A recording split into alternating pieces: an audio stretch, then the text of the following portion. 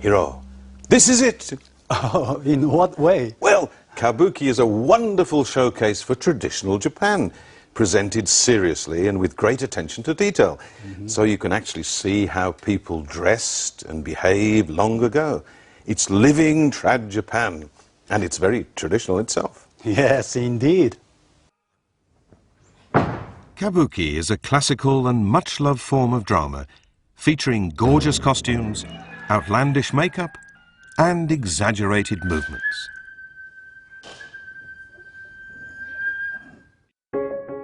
It originated in the early 17th century. It's said to have evolved from flamboyant dances performed by a woman named Izumo no Okuni.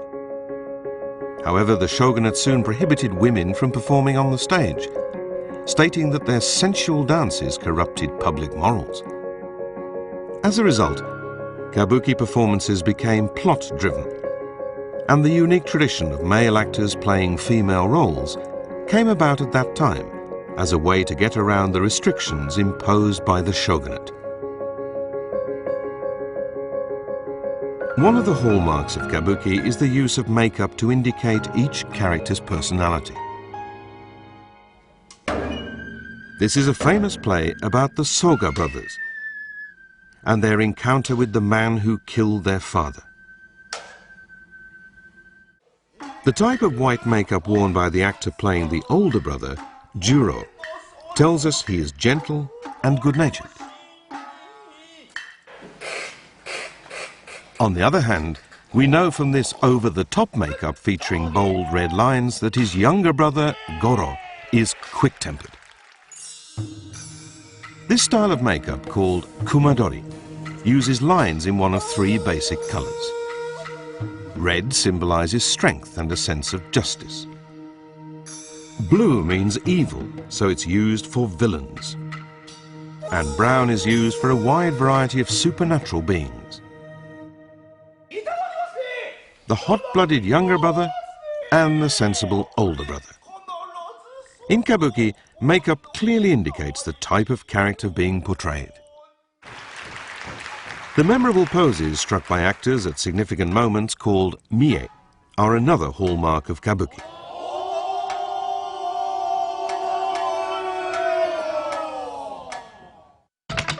Executing a mie involves 3 steps. First, the actor spreads his legs wide apart and positions his body in the way that is most visible to the audience. He then wiggles his head to draw the audience's attention to his face. Finally, he moves his eyes in an exaggerated manner and then freezes. Because a mie is done in these steps, it creates a dramatic effect. It's not unlike a zoom shot in film and television. In Kabuki, various storytelling techniques have been developed to engage the audience's interest.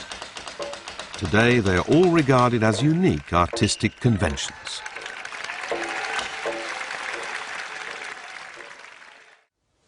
Stuart, Yeah. any comments on the video?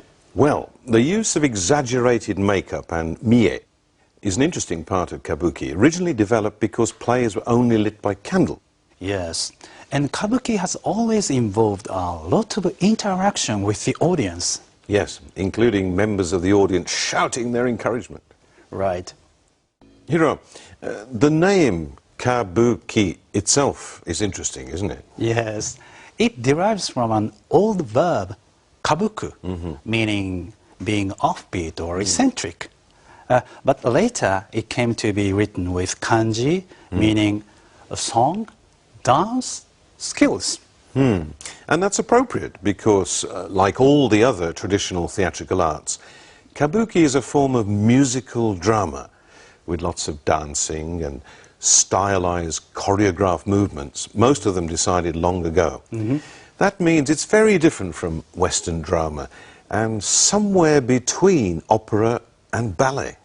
Yes, Kabuki began as entertainment for ordinary people and has now become rather an expensive a high-class kind of event. Yes. I think it's interesting that whereas European classical music and opera were mostly sponsored by the upper class, Kabuki was sustained by the lower classes. Yes. Of course, many kabuki plays include traditional Japanese values, such as giri-ninjo, which makes the more realistic domestic plays called sewamono harder for foreigners to understand. Right. Chushingura, one of the most popular stories, elaborates on the conflict between a sensible obligation towards your master and your feelings towards your family. The Japanese love that kind of story. Yes, that's right. And sewamono clearly depict the complicated ethics and interpersonal relationships of Japan in the past, some of which remain today. Of course, the love suicides and seppuku scenes are quite difficult for some people to take, but they were based on real events. Yes, there are many similarities with Shakespeare's plays, in fact. Of course, it's interesting that men play all the roles, but I think what is really unusual is that the onnagata have become models of femininity for real women who go to study how they move, the elegant way to behave in kimonos, etc. I doubt if that happens anywhere else in the world. And for audiences in the old days, Kabuki must have been seen as the latest pop culture. The impact of Gidaiushi might have equaled that of today's rap music, and Kumadori was like modern punk or heavy metal fashions. Some of which are based on Kumadori. Right.